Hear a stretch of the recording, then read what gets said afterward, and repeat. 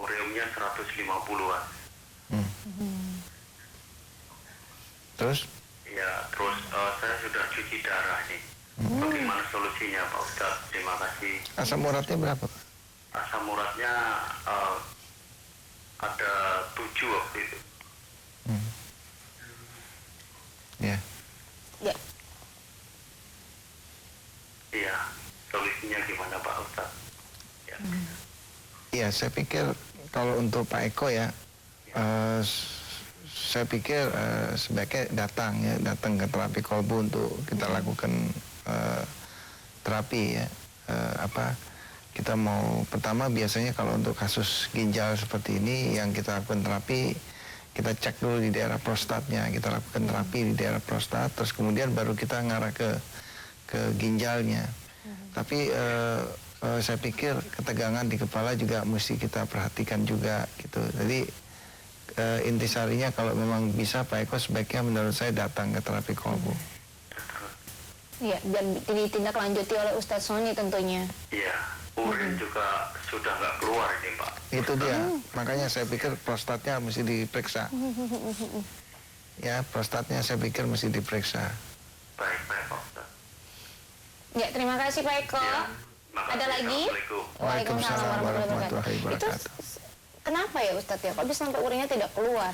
Ya tadi kan kita lakukan deteksi, itu di daerah prostatnya agak sedikit terganggu. Nah dia karena terganggu justru ngantemnya ke ginjalnya. Oh gitu. Gitu, jadi saya pikir nanti untuk Pak Eko ya sebaiknya datang ya, untuk kita terapi di prostatnya dulu. Udah sampai cuci darah Ya pula prostatnya ya? mesti kita terapi dulu ya. Iya Pak Eko, biar lebih tuntas. Dan langsung aja pantangan datang. makan dari dokter sebaiknya dipatuhi ya Pak Eko ya, karena Pantangan-pantangannya kreatininnya kan sudah 19 ya. Saya pikir instruksi dokter ikutin dulu, patuhi dulu. Jadi paralelnya bersamaan, dokter jalan, terapi jalan gitu. Jadi ikhtiar jalan, doa jalan gitu. Jadi jangan terus kemudian apa yang disarankan oleh dokter ditinggalkan gitu. Saya pikir itu, dan HB juga mesti diperiksa terus, jangan sampai HB kita ngedrop kita nggak tahu. Baik, ya kayak Pak Eko tadi itu sebenarnya pas nanti datang ke klinik terapi kolbu, tentunya tahapan-tahapannya yang pertama yang mungkin Ustadz tangani pertama itu apa untuk Pak Eko? Jelas yang pertama selalu ya setiap pasien datang ke terapi kolbu yang pertama kita lakukan terapi pertama di daerah kepala. Jadi saraf-saraf di kepala kita benerin dulu, kita turunkan dulu ketegangan-tegangan. Nah baru prostat, ya. Prostatnya kita beresin dulu, baru ginjalnya. Iya. Saya pikir demikian untuk Pak Eko. Oke, Mbak Tia, waktu pas ginjal itu sampai sama nggak efeknya dengan Pak Eko? Sampai nggak bisa, belum. tapi tetap ginjalnya memang juga kanan apa kiri yang rusak? Kenapa? Kanan apa kiri yang mungkin rusak? Oh nggak salah Kirinya ginjalnya. Ini sama dengan Pak Eko kasusnya? nggak terlalu parah seperti Pak Eko enggak gitu, jadi agak tersumbat aja. Agak tersumbat saja ya. Baik. Dan bagi Anda yang mungkin tadi seperti Pak Eko ingin catat nomor teleponnya, bisa catat dong. Alamatnya itu di Jalan Utan Kayu Raya nomor 24 Jakarta Timur. Bisa telepon di 021 858 2029 atau di 021 85 00413 atau di 021 7058 0381. Bisa langsung akan ditangani oleh Ustadz langsung ya Ustadz ya. Iya, karena kalau untuk kayak kasus Pak Eko ya, cuci darah itu bukan ngobatin. Jadi cuci darah itu bukan ngobatin, tapi cuci darah itu untuk membantu pembersihan darah saja, tapi ginjalnya sendiri belum diobatin. Baik. Nah dengan terapi itu darahnya tetap dicuci, nah pelan-pelan ginjalnya dicoba untuk diterapi ya, dicoba untuk diobatin. Ya, baik pemirsa, nanti kita lanjutkan lagi perbincangan kita bersama Ustadz Sony Sutrisna tentunya setelah komersial berikut ini.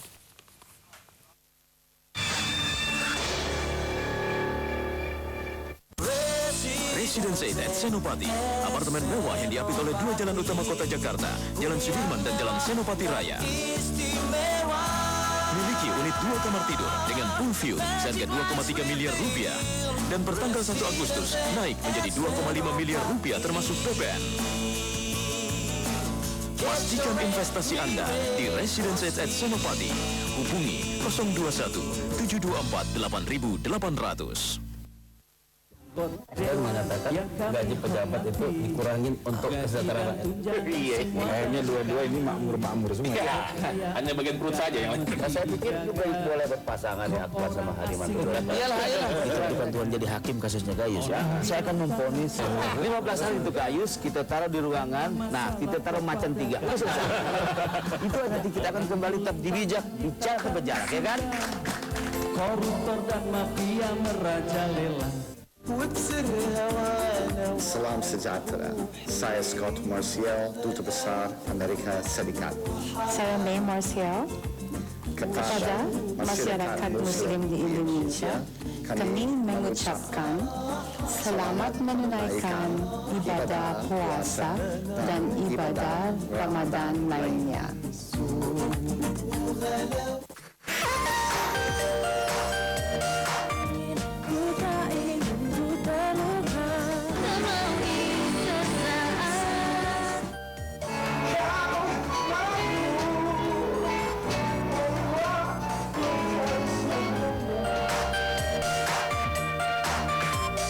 Tetap di Ganas Musik bareng Patra Sama Rifin.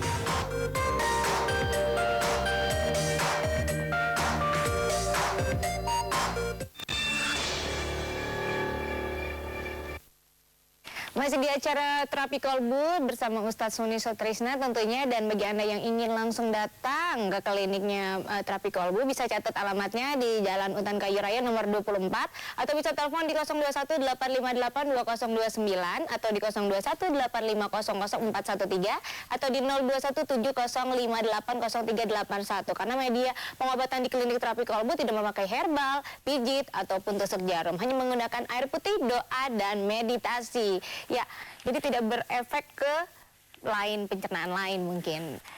Kita akan langsung tanya sama Mbak Tia di sini. Udah senyum-senyum aja nih Mbak Tia nih. Mbak Tia, waktu pas datang ke Terapi Kolbu, kliniknya Ustadz Sony, itu di keberapa terapi waktu merasakan perubahan? Kedua kali. Kedua kali. Nah, di tahap kedua itu di terapi apa di klinik? Sama aja kayak pertama, cuman di terapi biasa, terus dikasih air. Di meditasi? Di meditasi, terus pulangnya kita dikasih air. Oh, langsung dikasih air. Itu langsung diminum. Baik itu jerawat maupun pusingnya atau mungkin emosinya dulu. Pokoknya udah bisa tidur lah, udah enak tidur. Biasanya kan susah untuk tidur ya. Itu langsung ditangani sama Ustadz Sony? Iya, langsung. Pertamanya sih sama asistennya dulu. Setengah jam apa sejam lah, baru ke Pak Ustadz Soninya langsung. Waktu pas karena kan tidak disentuh atau ditusuk-tusuk atau dipijit ya, itu tidak digunakan di terapi kliniknya Ustadz Sony. Nah, waktu pas Ustadz lagi mengobati, apa yang dirasakan? Panas. Oh, panas. Panas anget gitu loh. Udah itu aja. Terus yang di kepalanya mungkin? Sama. Kita ada berbeda-beda sih. Kalau ibu kebetulan katanya geter. Kalau saya anget kayak enak gitu. Jadi suka pulas kalau udah di terapi gitu, ketiduran gitu. Nah, waktu pas datang itu kan ada 3 sakit ya, itu pusing, terus juga ada jerawat, terus juga ada emosi. Pertama yang hilang itu di pusingnya, jerawatnya atau emosinya? Pusing dulu, hilang. Baru emosinya mungkin bertahap kali ya, terus jerawatnya baru berkurang. Waktu pas tapi memang belum tidak ke medis dulu ya sebelum itu ya? Enggak. Memang langsung ke sana ya? Itu udah berapa lama waktu pas sakit itu, mengalami sakit? Udah lama banget ya, semenjak divonis sama dokter bilangnya udah sembuh tuh. Waktu SMP, itu ternyata tuh masih, mungkin dari situ kali. SMA pas kuliahnya itu udah mungkin suka-suka sakit gitu loh, jadi dari situ. Oke, jadi memang sudah lama. Terus pas terakhir setelah sudah sembuh, menurut Mbak Tia sendiri, ke medis itu? Langsung ke medis? Enggak. Oh, tidak ke medis lagi? Enggak pernah. Oh, gitu. Memang nggak mau atau memang tidak disuruh Ustadz? Emang enggak. Orang udah, saya yakin sendiri udah sehat ya sudah. Nah, jadi rasanya agak panas ya, anget. Nah, itu jaraknya Ustadz sendiri pas dikasih air doa itu untuk berapa lama para pasien itu untuk minum? Ya bebas saja. Bebas aja. Ya nggak ada ketentuan misalkan harus jam sekian harus berapa banyak. Bebas aja, ini cuma air mineral. Gantinya air minum di rumah aja. Bebas, kalau lagi aus minum. Kalau lagi nggak aus ya nggak usah diminum. Jadi kalau misalnya sakit bisa minum itu langsung ya, berkali-kali pun nggak ada efeknya ya Ustaz ya? Nggak ada air mineral, itu air mineral yang disegel. Air mineral ya? Air mineral yang disegel, boleh bawa sendiri kok. Oh seperti itu? Iya. Oh jadi tidak diharuskan untuk beli di klinik juga ya? Enggak, boleh bawa sendiri, air mineral bawa sendiri boleh. Jadi memang irit juga ya Ustadz ya? Iya bukan irit, ya, memang nyaman dan aman. Nah itu karena biar mereka juga puas ya, bener nggak sih? Jangan-jangan airnya beda dengan air yang kita, jadi biar puas dan biar yakin kita bawa air sendiri juga. Boleh. Karena sekali lagi saya katakan ya bahwa manusia nggak bisa apa-apa. Manusia sakit karena 3, selalu saya ulang-ulang para pemirsa. Sakit karena sedang dicoba, sakit karena sedang diazab, sakit karena dekat dengan ajal. Ketiga-tiganya ini yang bisa merubah hanya Allah. Sekali lagi, ketiga-tiganya ini yang bisa merubah hanya Allah. Dan Allah hanya mau melakukan perubahan kalau manusia melakukan 2 hal. Yang pertama, ikhtiar. Nah, yang kedua, berdoa. Nah, kalau ikhtiar dan doa ini sudah dilakukan, insya Allah, selebihnya kita tinggal berserah diri. Nah, air adalah merupakan salah satu media.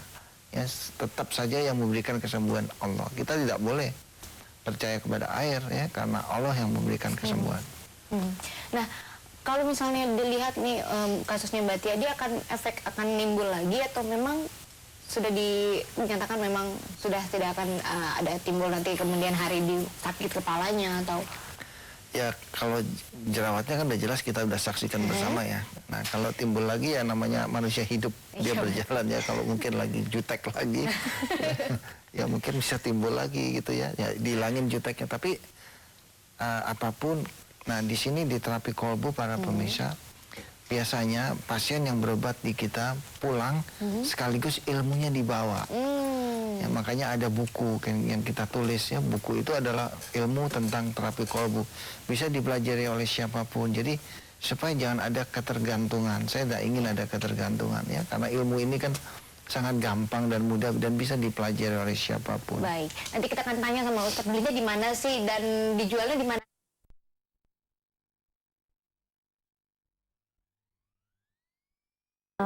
Terapi udah kemana-mana, saya udah hampir 2 tahun ya saya sakit saya. Ternyata saya udah, pikiran saya udah nggak inilah gitu, udah harapan saya udah nggak tahu gitu gimana, udah putus asa dah gitu. Ternyata saya lihat di Jack TV ada itu Pak Ustadz Sony. Ternyata saya dicoba datang ke sini. Terus di terapi pertama diterapi sama asistennya, terus kedua dipegang sama Pak Sony. Ternyata alhamdulillah begitu dipegang sekali aja sama Ustadz Sony, saya udah was-was, saya takut, saya goyang-goyang, saya udah alhamdulillah udah gak ini hilang gitu. Awalnya saya tuh punya sakit sariawan. Selama 1 bulan nggak baik-baik, lantas tambah batuk kering, selama 1 bulan lagi tambah lagi, jadi badan sampai perut sampai keras, makannya akhirnya sulit, nggak kesulitan makan, nggak bisa. Selama 1 bulan saya berobat ke dokter sampai 3 kali, tapi nggak ada penyembuhannya, makan pun tetap sulit.